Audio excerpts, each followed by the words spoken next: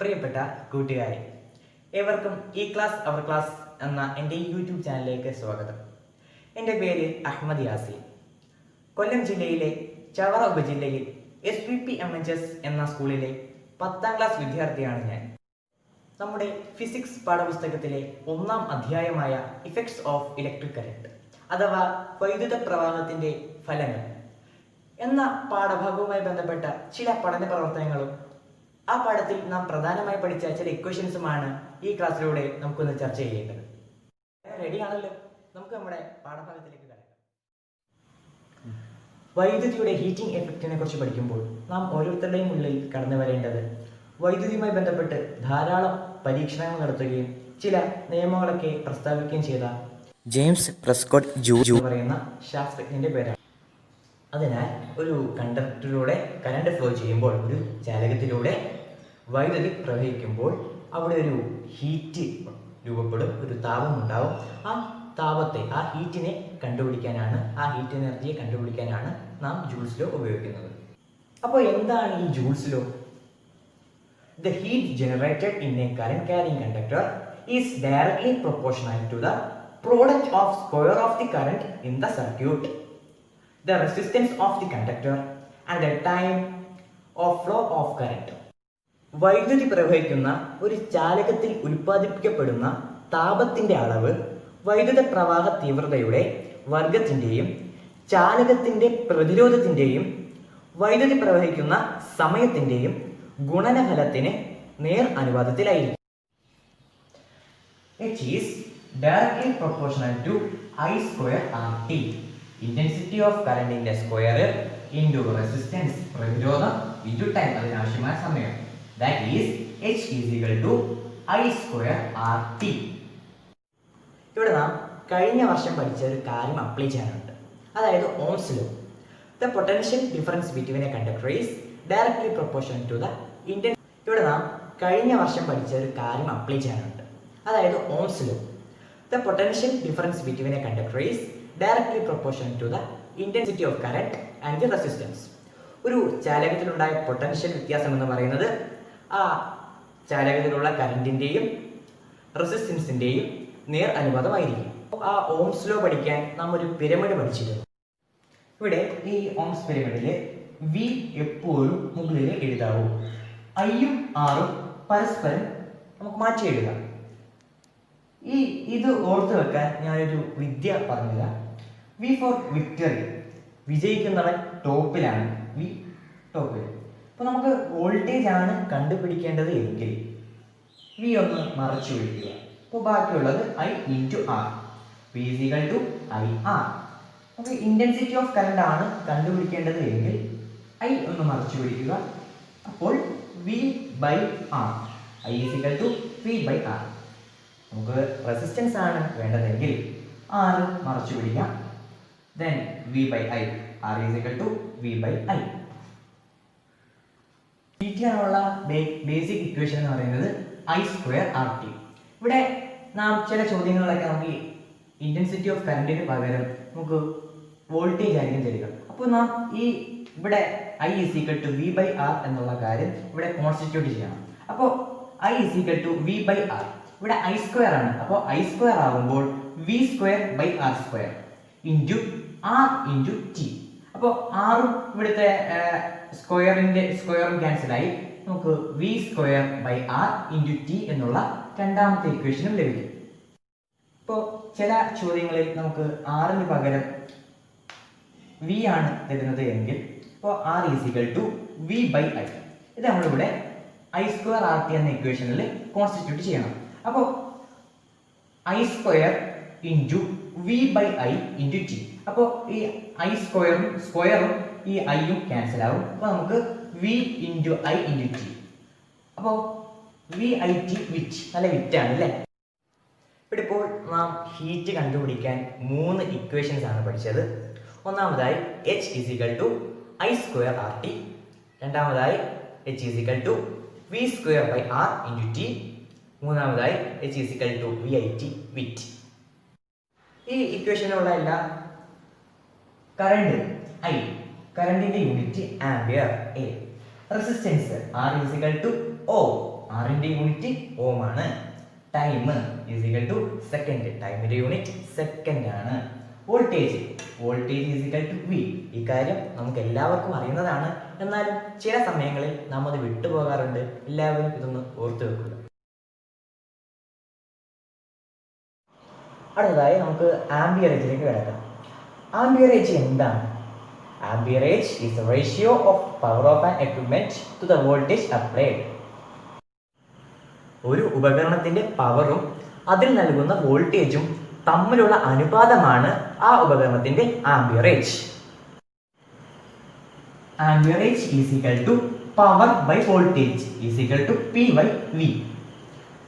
Power wattage, വോൾട്ടിന്റെ unit volt, അപ്പോൾ wattage by volt I is equal to P by V. അതാണ് amperage കാണാനുള്ള equation. നമുക്ക് പവറിലേക്ക് കിടക്കാം. പവർ എന്താണ്? Work by time. What is the unit of power? WHAT. What is the unit of power എന്നൊരു ചോദ്യം നമ്മോട് ആരെങ്കിലും ചോദിക്കുകയാണെങ്കിൽ WATT watt is the unit of power എന്ന് നമുക്ക് രസകരമായി ഉത്തരം നൽകാം. Power is equal to work by time.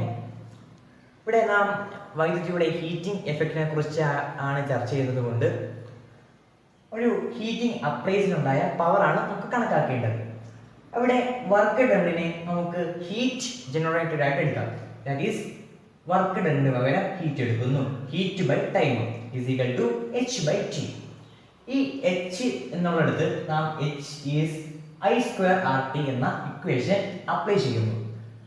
ഇവിടെ Hന് പകരം I² RT എന്ന ഇക്വേഷൻ കോൺസ്റ്റിറ്റ്യൂട്ട് ചെയ്യുമ്പോൾ പിന്നെ E by T, I² RT by T, ഈ ടിയും ടിയും ക്യാൻസൽ ആവും. അപ്പോൾ നമുക്ക് I² R എന്നുള്ള ഒന്നാമത്തെ ഇക്വേഷൻ ലഭിക്കും. ഇവിടെ ജൂൾസ് ലോയിലെ രണ്ടാമത്തെ ഹീറ്റ് ആണുള്ള ഇക്വേഷൻ അപ്ലൈ ചെയ്യാം. V² by R into T. ഹീറ്റിന് പകരം V² by R into T by Tക്ക് പകരം T. ഈ ടിയും ടിയും ക്യാൻസൽ ആവും. That is V² by R. അങ്ങനെ പവർ കാണാനുള്ള രണ്ടാമത്തെ ഇക്വേഷനും നമുക്ക് ലഭിച്ചു. ഇവിടെ Hന് പകരം ജൂൾസ് ലോയിലെ മൂന്നാമത്തെ നിയമമായ H is equal to VIT എന്നുള്ളത് കോൺസ്റ്റിറ്റ്യൂട്ട് ചെയ്യാം. അപ്പോൾ H is equal to VIT which by time. ഈ ടിയും ടിയും ക്യാൻസൽ ആവും. അപ്പോൾ നമുക്ക് പവർ ആണുള്ള മൂന്നാമത്തെ ഇക്വേഷനായ VI എന്നുള്ള ഇക്വേഷനും കിട്ടും. കൂട്ടുകാരി ഇവിടെ ശ്രദ്ധിച്ച് ഹീറ്റ് ആണുള്ള ഇക്വേഷൻ I² RT. ഇവിടെ പവർ ആണ് ഇക്വേഷൻ ശ്രദ്ധിച്ച് P is equal to I² R. ഇതിനുള്ള വ്യത്യാസം ആർക്കെങ്കിലും മനസ്സിലായോ? I² RTയിലെ T ഇവിടെ ഇല്ല. അപ്പോൾ നമുക്ക് എളുപ്പത്തിൽ ഒരു കാര്യം മനസ്സിലാക്കാം. ജൂൾസ് ലോയിൽ ഹീറ്റ് കണ്ടുപിടിക്കുന്ന ഇക്വേഷനിലെ T എടുത്തു മാറ്റിയാൽ നമുക്ക് പവർ കാണാനുള്ള ഇക്വേഷനും മനസ്സിലാക്കാം. പിന്നീട് നാം പഠിച്ചത് എന്ന് പറയുന്നത് arrangements of resistors in series connection. ശ്രേണി രൂപത്തിൽ പ്രതിരോധങ്ങളെ കണക്ട് ചെയ്യുന്നത്. റെസിസ്റ്റേഴ്സിനെ സീരീസ് ആയിട്ട് കണക്ട് ചെയ്യുമ്പോൾ, പ്രതിരോധങ്ങളെ ശ്രേണി രൂപത്തിൽ കണക്ട് ചെയ്യുമ്പോൾ എഫക്റ്റീവ് റെസിസ്റ്റൻസ് എന്ന് പറയുന്നത് R1 plus R2. Resistance in one resistor plus resistance in another resistance. സഫല പ്രതിരോധം എന്ന് പറയുന്നത് ഒരു റെസിസ്റ്ററിലെ റെസിസ്റ്റൻസ് പ്ലസ് മറ്റ് റെസിസ്റ്ററിലെ റെസിസ്റ്റൻസ്. റെസിസ്റ്റേഴ്സിനെ നാം സീരീസ് ആയിട്ട് കണക്ട് ചെയ്യുന്നു, ശ്രേണി രൂപത്തിൽ കണക്ട് ചെയ്യുന്നു. അപ്പോൾ ഇത് R1 ഒരു റെസിസ്റ്റൻസ്, ഇത് R2 മറ്റേ റെസിസ്റ്റൻസ്.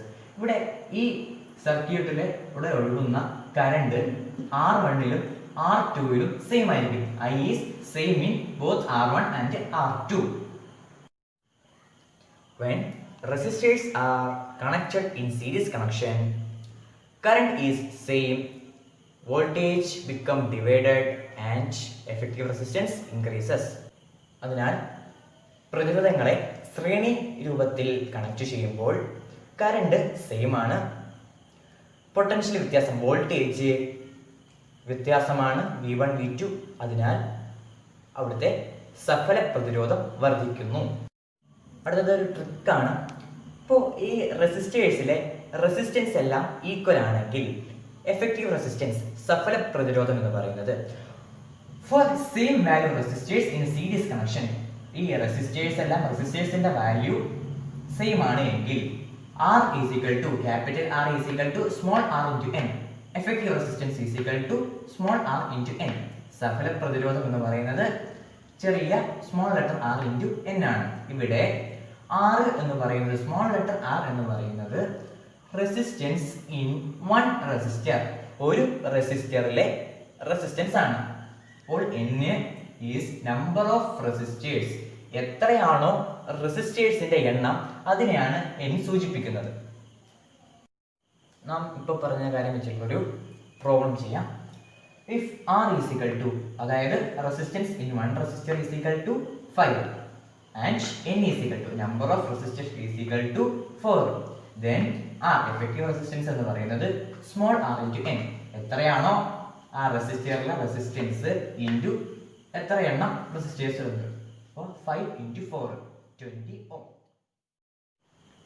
അടുത്തതായി റെസിസ്റ്റേഴ്സ് ഇൻ പാരലൽ കണക്ഷൻ, പ്രതിരോധങ്ങളെ സമാന്തര രീതിയിൽ കണക്ട് ചെയ്താൽ എങ്ങനെയെന്ന് നോക്കാം. 1/r റെസിസ്റ്റൻസിന്റെ reciprocal 1/r is equal to 1/r1 plus 1/r2. then effective resistance is equal to സഫല പ്രതിരോധം എന്ന് പറയുന്നത് ഇതിന്റെ reciprocal R1 into R2, resistance in one resistor into resistance in another resistance by R1 plus R2. ഇതൊരു ട്രിക്കാണ്. ഈ parallel കണക്ഷനിൽ റെസിസ്റ്റേഴ്സിന്റെ value എല്ലാം same ആണ്, അതായത് റെസിസ്റ്റേഴ്സിന്റെ റെസിസ്റ്റൻസ് എല്ലാം സെയിം ആണ്.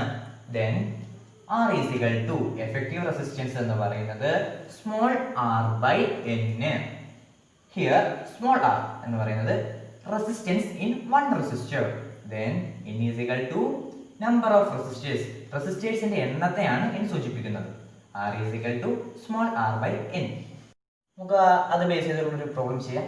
if r is equal to, if resistance is equal to 20 and n is equal to number of resistors is equal to 5, then effective resistance, അപ്പോൾ സഫല പ്രതിരോധം എന്ന് പറയുന്നത് സ്മോൾ r by n. ഇവിടെ r എന്ന് പറയുന്നത് 20 ആണ്. 20 by n, number of resistors 5, 20 by 5 is equal to 4. അടുത്തൊരു ട്രിക്കാണ്, നമ്മൾ റെസിസ്റ്റേഴ്സിനെ പാരലലായിട്ട് കണക്ട് ചെയ്യുമ്പോൾ ഒരു ട്രിക്കാണ്. Resistance in resistors are same, പ്രതിരോധങ്ങളിലുള്ള പ്രതിരോധം സെയിം ആണെങ്കിൽ then r, അപ്പോൾ സഫല പ്രതിരോധം എഫക്റ്റീവ് റെസിസ്റ്റൻസ് എന്ന് പറയുന്നത് half of the resistance in resistors, പ്രതിരോധങ്ങളിലുള്ള റെസിസ്റ്റൻസ് പ്രതിരോധത്തിന്റെ പകുതിയായിരിക്കും. ഒരു ഉദാഹരണം നോക്കാം. if R1 and R2, നമ്മൾ പറഞ്ഞിരുന്നു റെസിസ്റ്റേഴ്സിന്റെ വാല്യൂ എല്ലാം സെയിം ആണ് 50, then 1/r, r-ന്റെ റെസിപ്രോക്കൽ 1/50 plus 1/50. ഇവിടെ ഡിനോമിനേറ്റർ സെയിം ആയതുകൊണ്ട് നമുക്ക് ന്യൂമറേറ്ററിനെ ആഡ് ചെയ്യാം. 1 plus 1 2, 2/50. നമുക്ക് r കാണണമെങ്കിൽ ഇതിന്റെ റെസിപ്രോക്കൽ എടുക്കണം. r is equal to 50, ഇവിടെ 2/50 ആണ്, ഇവിടെ 50/2, 50/2, 50ന്റെ പകുതി 25. അതാണ് പറഞ്ഞത് റെസിസ്റ്റേഴ്സിനെ പാരലലായിട്ട് കണക്ട് ചെയ്യുമ്പോൾ റെസിസ്റ്റേഴ്സിന്റെ വാല്യൂ സെയിം ആണ്. അപ്പോൾ സഫല പ്രതിരോധം എഫക്റ്റീവ് റെസിസ്റ്റൻസ് എന്ന് പറയുന്നത് ഒരു റെസിസ്റ്ററിലെ റെസിസ്റ്റൻസ് ഉണ്ടല്ലോ ആ റെസിസ്റ്റൻസിന്റെ പകുതിയായിരിക്കും. പ്രിയ കൂട്ടുകാരി, നമുക്ക് വിക്ടേഷ് ചാനൽ വഴി ലഭിച്ച ക്ലാസിൻ്റെയും എൻ്റെ സ്കൂളിലെ വാട്സപ്പ് ഗ്രൂപ്പിൽ അധ്യാപകർ നൽകിയ പഠന സാമഗ്രികളുടെ അടിസ്ഥാനത്തിലുമാണ് ഞാൻ ഈ എളിയ ശ്രമം നടത്തിയിരിക്കുന്നത്. പാഠഭാഗത്തിൻ്റെ ഒരു മുഴുവൻ അവലോകനമായി ആരും ഇതിനെ കരുതരുത്. ഈ പാഠഭാഗത്തിലെ പ്രധാന ഇക്വേഷൻസ് മാത്രമേ നാം ചർച്ച ചെയ്തിട്ടുള്ളൂ. പോരായ്മകളും ന്യൂനതകളും ഉണ്ടാവാം. നിങ്ങളെ ഓരോരുത്തരുടെയും വിലയേറിയ നിർദ്ദേശങ്ങളും അഭിപ്രായങ്ങളും താഴെ കമൻറ്റ് ബോക്സിൽ പോസ്റ്റ് ചെയ്യുക. ഈ പാഠത്തിലെ ടെക്സ്റ്റ് ക്വസ്റ്റ്യൻ ആൻസേഴ്സുമായി അടുത്ത വീഡിയോ നമുക്ക് കാണാം.